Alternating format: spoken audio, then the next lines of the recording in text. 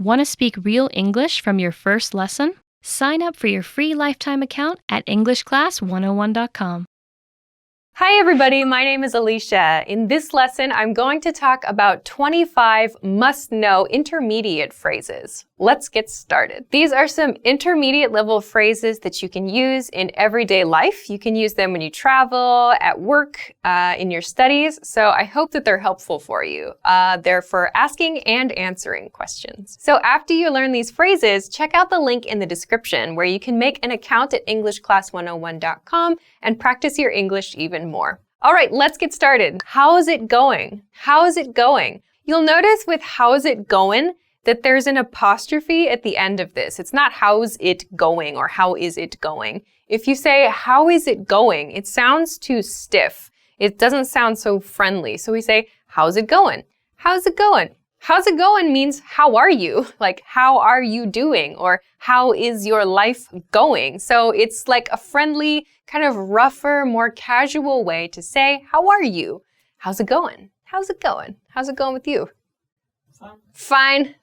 See, that's the correct response. How's it going? Fine. How's it going? Good. How's it going? Not bad. How's it going? How's it going? Okay, let's go on to the next expression. What have you been up to? What have you been up to? What have you been up to? What have you been up to?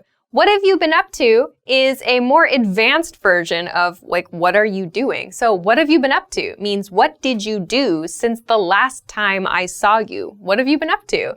So what have you been up to? It's like, I've been blah, blah, blah. We're going to talk about this in the next expression. So what have you been up to? Or what have you been doing is another popular variation. What have you been up to? How have you been? How have you been? How have you been? More naturally. How have you been? Sounds like how have you been in everyday speech. So how have gets reduced to how of. How have you been? How have you been? How have you been since the last time I saw you is what this means. How have you been? So that you sound also gets shorter. How have ya been is kind of what it sounds like if I slow it down a lot. How have you been? How you been, you might also hear too. So this means since the last time I saw you, what has your condition been like? Good? Bad? Busy? In most cases, the answer is just good. You? Fine. Fine. Anyway, moving along. I've been blah, blah, blah. I've been. This is the reduced form of I have been something, something. This is a good response to questions like, how have you been? Or what have you been up to? Numbers 2 and 3 in this episode. So if someone says, what have you been up to? You can say, I've been busy, or I've been working. I've been studying. I've been planting a garden in front of my house. I've been looking for a new car. I've been making videos on the internet. So I've been blah, blah, blah. So I've is short for I have been. So this is a present perfect tense expression. I've been something, something. You can use the progressive form. You can use an adjective here. You can use whatever suits your situation. So yeah. What have you been up to? I've been sleeping a lot. How about something, something? How about dinner? How about drinks? How about we do this later? How about something? This is a very simple and easy way to make a suggestion to someone. How about blah, blah, blah. So in fast speech, how about sounds like how about, how about, how about we, how about you, how about I? How about? So the A sound kind of disappears. How about we see a movie later? How about we go to the beach this weekend? How about we take a trip to Guam? How about we bake cookies? How about we go on to the next expression? Okay, sorry, I can't. Sorry, I can't. So sorry, I cannot. This is a way to refuse an invitation. So to say, no, I cannot do that thing and I feel bad about it. Sorry, I can't. Sorry, I can't.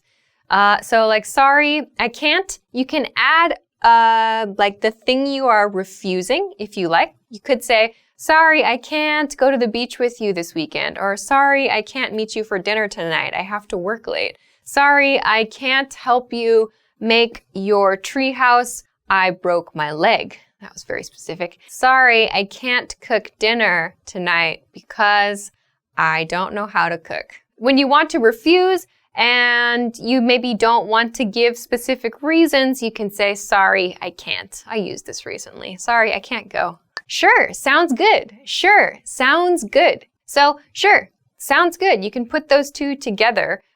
Sure means yes. Sounds good means like your idea seems to be a good thing. Like I'm hearing your idea. It sounds like a nice idea. So this is a good way to accept an invitation. Sure, sounds good. Or sounds nice, sounds great, sounds awesome, sounds cool, sounds fantastic. You can change your adjective there if you like. Sure, sounds rad.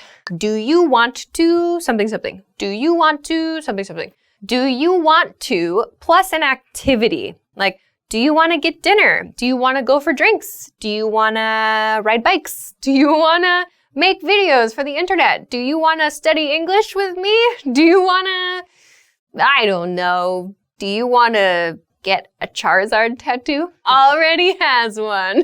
Do you want to is a friendly and easy way to make an invitation for some kind of activity. When we say this expression, we kind of put the sounds together. So not do you want to, but do you wanna, do you wanna, do you wanna, do you wanna. So you can imagine, it's like D apostrophe Y-A W-A-N-N-A. Do you wanna, do you wanna. Not do you want to, but do you wanna. Do you wanna go to the next one? I do. What do you call this? What do you call this? So when you don't know the vocabulary word for something, or you just forget it, you can use this expression. What do you call this? So again, that do you becomes reduced. Do you becomes dia. What do you call this? So to call something is like to name something. What is the name you use for this thing? So what do you call this? Like, what do you call this? What do you call that? What do you call these? What do you call this? So you can use that when you don't know the word for something, when you find something new as well. How do I get to location? How do I get to? So how do I get to, for example, the station? How do I get to this hotel? Means, what is the path I should take to arrive at that destination? How do I get to the beach from here? How do I get to my house from here? Or how do I get to the bar from here? How do I get to work from here? So how do I get to is a much more natural way to ask for directions to someplace. So don't use how do I go or how do I travel, I guess, but how do I get to a location? And don't forget your to. Also, remember, we use that preposition to before the specific place name. So a problem that I hear a lot is how do I go to there? So we don't use to before there because there is not a specific place. How do I get to the station? A station is a specific place, or a hotel is a specific place. There is not a specific place, so we cannot use to with there. So how do I get there? It's fine, no to. How do you get to the next one? By scrolling down on the iPad. All right, so let's go to the next one. Have a nice evening. Have a nice evening. Have a nice evening is a way to say goodbye at the end of the day. Many learners use good night at the end of the day, like with coworkers or maybe leaving a restaurant, like good night. We use good night when we're like saying goodbye to our kids or like when we're actually in bed, like with a spouse or like your partner, or maybe you say it to your children or something like that, good night, just before you go to sleep. When you want to say goodbye at the end of the day, use have a nice evening, have a good evening. That's a much more like natural and polite way to say goodbye at the end of the day. Have a nice evening. Have a good one. Have a good one. Have a good one. Have a good one means have a good day. So one here means day. Have a good day or have a good time or like have a good experience until I see you again. Have a good one or have a nice one. I think have a good one is probably the most common. Have a good one. So friendly, kind of polite-ish, I suppose. You can use this with your coworkers, with your friends, with your family members. But it does have, there's a little bit of distance there, I think. Have a good one. Okay, onward. Can I have item, please? Can I have item, please? Can I have something, please? So when you're shopping, you can use this to request something from the person working at the store. So can I have that shirt, please? Or can I have, for example, 200 grams of beef, please? Or can I have that pack of cigarettes, please? So you can use any item in this pattern. Can I have that thing, please? You can use singular, you can use plural, you can use a number here if you want, but can I have? And to make this more natural, not can I have that thing, please, but can I have? Can I have is kind of more natural. Can I have sounds like can I have? Can I have this iPad? Yes. Yes? Oh, I got an iPad today. Number of the noun, please. This is used again when shopping and maybe specifically when you're buying things in quantity. So that means, for example, like when you're shopping for food, you maybe need to buy like fresh meat or fresh fish, for example, and you want a certain quantity, a certain amount of something. You can use number of the noun, please. So I used the example before, like 200 grams of the beef, please. So you're buying things in bulk. When you're buying in bulk, it means you're buying a lot of stuff at one time. You can use an expression like this. Of course, even if you're not buying in bulk, you can use this, like 2 of the blue ones, please. You can use that as well. So this is just a simple pattern to use when shopping.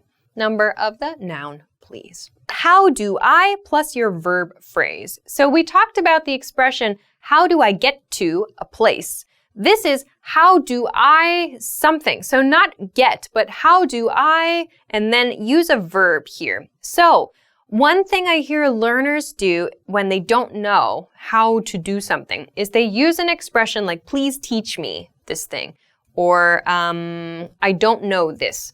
So to make a request for someone to show you something, you can use this pattern.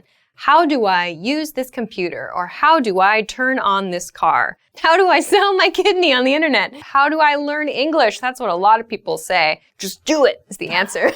So how do I plus your verb. So that's a much better way than please teach me. Use how do I learn English? How do I study grammar? How do I read books? So use just the simple present tense form of the verb in this one.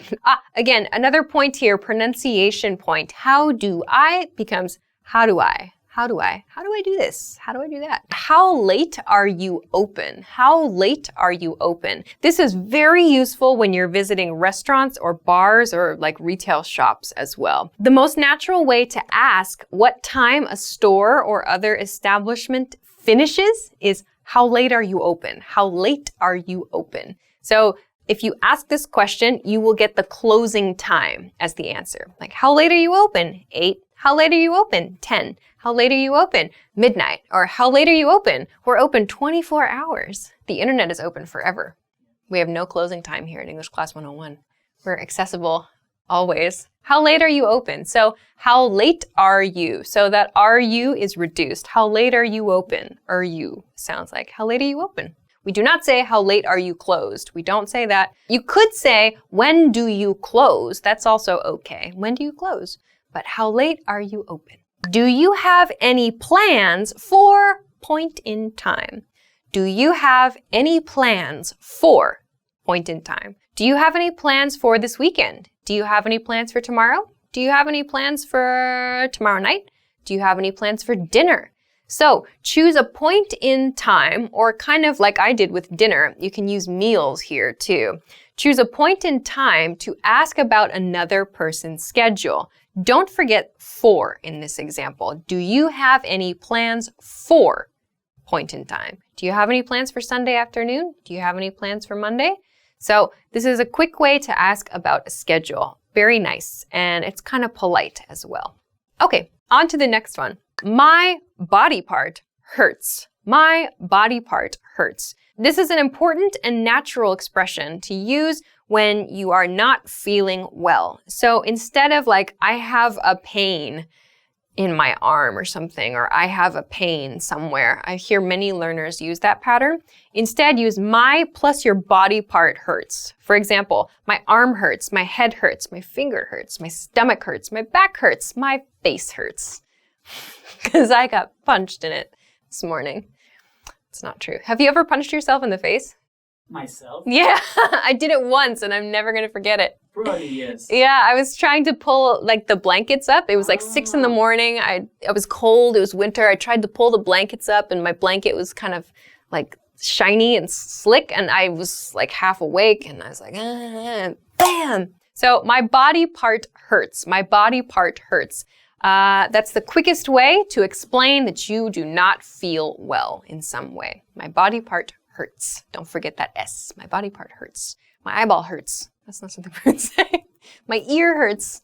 My throat hurts. How much is this? How much is this? This is a cost-related expression when you are shopping. How much is this? How much is that? You probably don't need to use this so much because in most cases the price is clearly written in stores. But every once in a while you do need to ask or you need to like talk to someone about a price in a conversation. So how much is this or how much is that? You can change that. Of course, you can use the plural here. How much are these? How much are those? In present tense. And you can also ask about past tense information. How much was that? For example, how much was your car? Or how much was this apartment? Or how much were those donuts? This is a very important question. How much did your sandwich cost? You could ask that as well. How much does something cost is another expression you can use. But yeah, how much did your sandwich cost? It looks good. Or how much for a dozen burgers to be sent to my office tomorrow at 1 o'clock? What did you say? What did you say? Native speakers use this all the time. You can use this too. Please, it's important, probably more important for you to use this expression and don't feel bad about it. What did you say? Naturally, what did you say? What did you say? What did you say is a question about the thing the other person in the conversation just said. Like you couldn't catch it, or you think you misheard something, or maybe you didn't understand something they said. What did you say? It's a little more polite than just, what? So, what did you say? Yeah, anytime you need to confirm something that someone else said, you can use, what did you say? Try to use a nice intonation with this also. What did you say?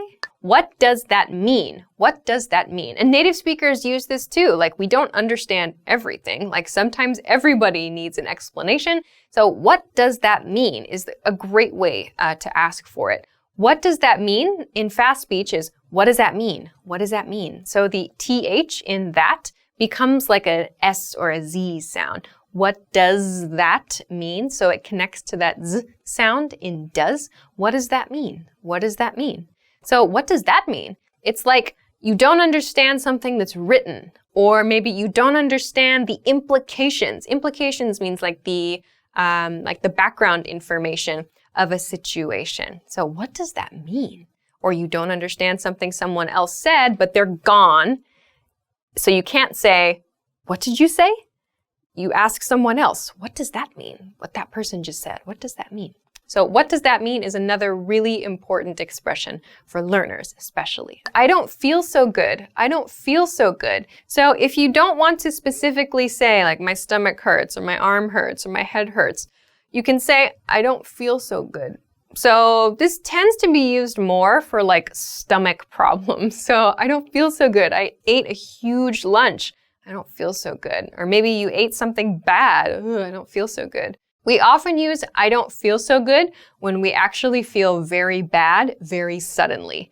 Like in the examples I mentioned, when we eat something and our body is not happy with it and we suddenly feel sick, we might use the expression, I don't feel so good. I need to go home. So you can use this to talk about like a sudden and unpleasant feeling in your body. I don't feel so good. I need to go to location. I need to go to location. I need to go to location is useful for talking about errands. So errands is like small tasks you need to do throughout the day. We also use this expression when we need to visit the restroom urgently. So you can say, I need to go to the restroom. That's great. That's a very natural and polite way to talk about visiting the restroom. Otherwise, when you're talking about your daily tasks, you can say, I need to go to the bank. I need to go to the store. I need to go to the car wash. I need to go to the pet sitter and pick up my neighbor's poodle. What? That was very specific. So you can talk about your responsibilities with need to. Yes, you can substitute have to here. I have to go to the bank. I have to go to the store. Keep in mind also, when you want to use the negative form, I don't have to or I don't need to, you can, but make sure you use it with something you don't have a responsibility to do. I hear lots of learners use expressions like, I don't have to go to the bar today, for example. Like, if going to a bar is part of your regular responsibilities, like you work at a bar, or like part of your business is at a bar, fine. But if it's just something you occasionally do, it sounds really unnatural to use, I don't have to go to the bar today. So we use this in the negative form for things we can naturally and reasonably be expected to have responsibility to do. So keep that in mind when you use the negative form. Okay, onward. I have to. So my previous one was I need to go to a place. If you want to just talk in general about responsibilities, you can use I have to. I have to get up early in the morning. I have to study for my tests. I have to think of a new hairstyle for my cat. Yesterday I had to, past tense, I had to buy new clothes because my director was making fun of me for wearing shirts that they were falling apart on camera, because that's how much I love shopping. Yeah. So past tense, I had to buy new clothes yesterday, or I had to go out in the rain yesterday. So again, I had some responsibility to do that. So past tense, had to. When are we leaving? When are we leaving? I included this here because it's a common question, surprisingly, like when are we leaving? Not when do we go? That's one that I hear sometimes, like when do we go or when we go or something like that. Don't use those. Oh, sorry, Mr. iPad. The question is, when are we leaving? So we use this when we're at an event. We're at a party, we're maybe at work, whatever. You're going somewhere else with another person or with a group. When are we leaving? When are we leaving this place, in other words? So natural pronunciation, when are we leaving? When are we leaving becomes when are we leaving? Okay, so those are 25 must-know intermediate phrases. I hope that those are helpful for you. Many of the phrases that I introduced here are in present tense, but remember, you can use them in past tense and in future tense too. So don't stick only to present tense. Make sure to go outside of present tense and think about the different ways that you can use these expressions to talk about the past and the future. Okay, so that's everything for this lesson. Thanks very much for watching. Please make sure to click on the link in the description to learn more English at EnglishClass101.com. Also, if you liked the video, please don't forget to give it a thumbs up and subscribe to our channel if you have not already. Thanks very much for watching this lesson, and I will see you again soon. Bye-bye. Stevens.